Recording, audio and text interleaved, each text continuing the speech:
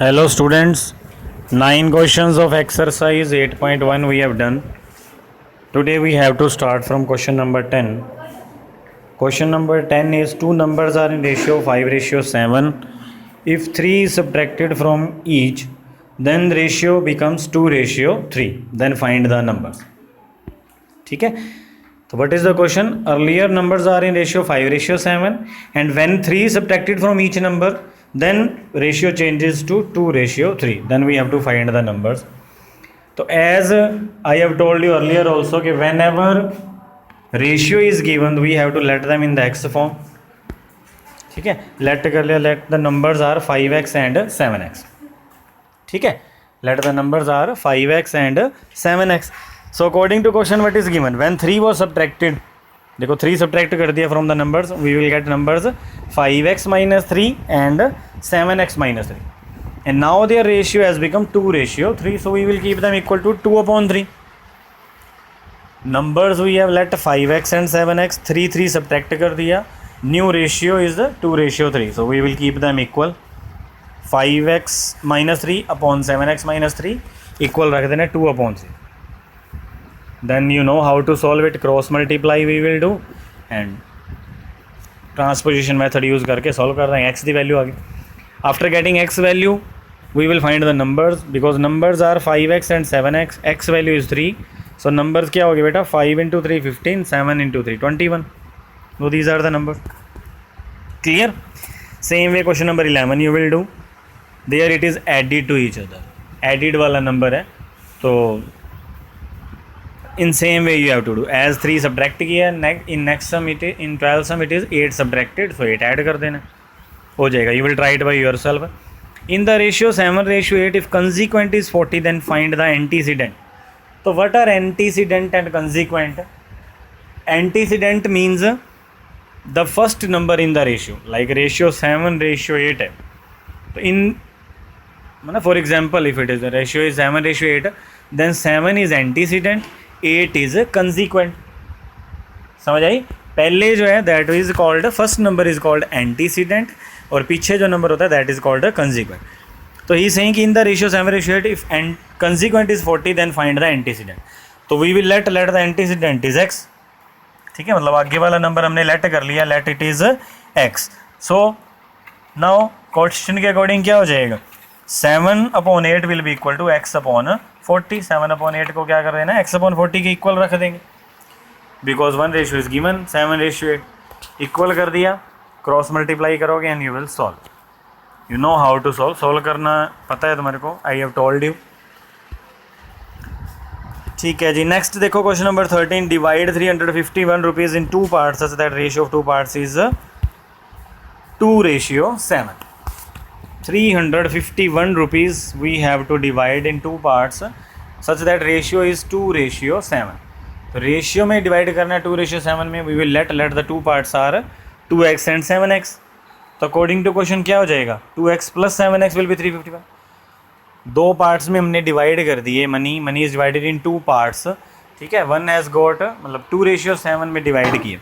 ठीक है, तो हमने लेट कर लिया कि let the both parts are 2x and 7x. तो होना क्या चाहिए? That sum should be equal to the total money.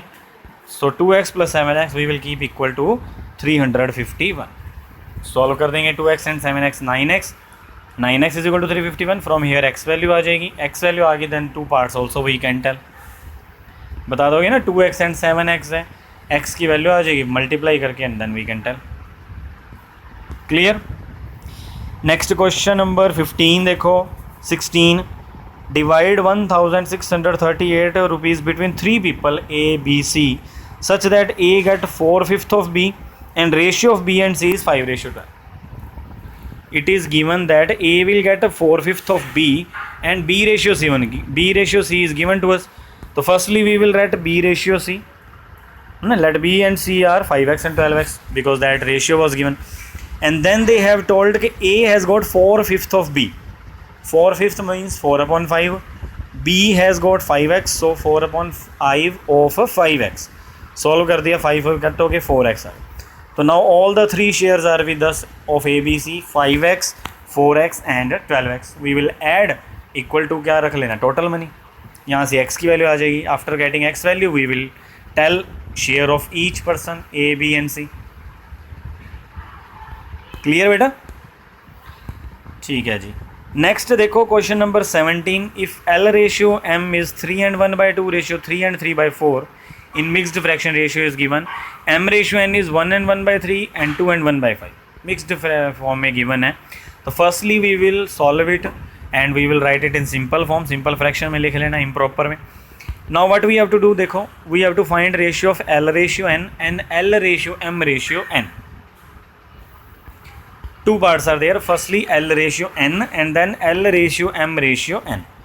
तो देखो करना कैसे है. First part L ratio N है, means M is not required.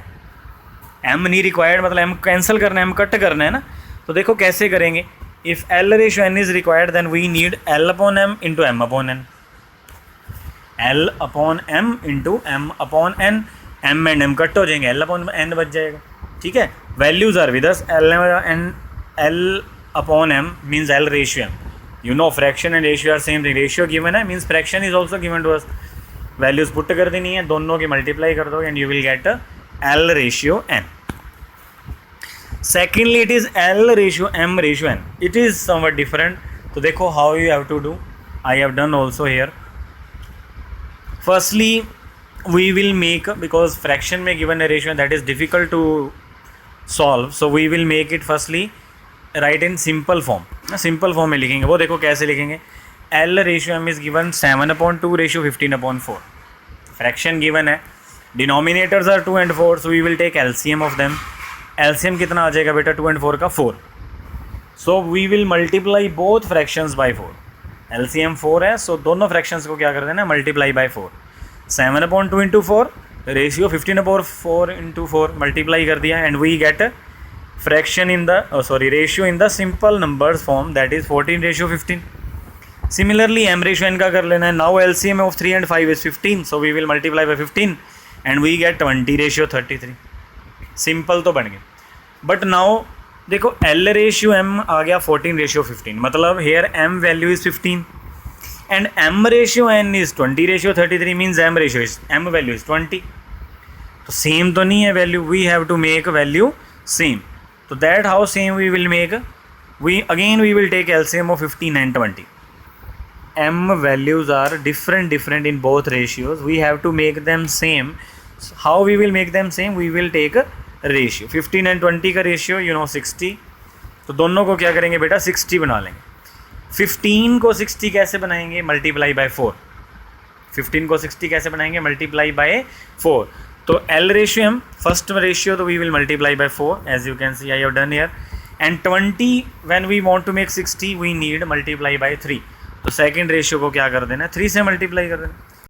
ठीक है. मल्टीप्लाई कर दिया 4 and 3 से and we will get the ratios as 56/60 and 60/99. M value is same now in both. दोनों में सेम आ गई ना 60/60. So now we can combine them and L ratio M ratio N कितना आ गया? 56/60/99. Clear? So in this way today you will complete this exercise up to question number 17. I have explained to you. Any problem is there in any sum, then you can ask. Otherwise you will complete this. Thank you.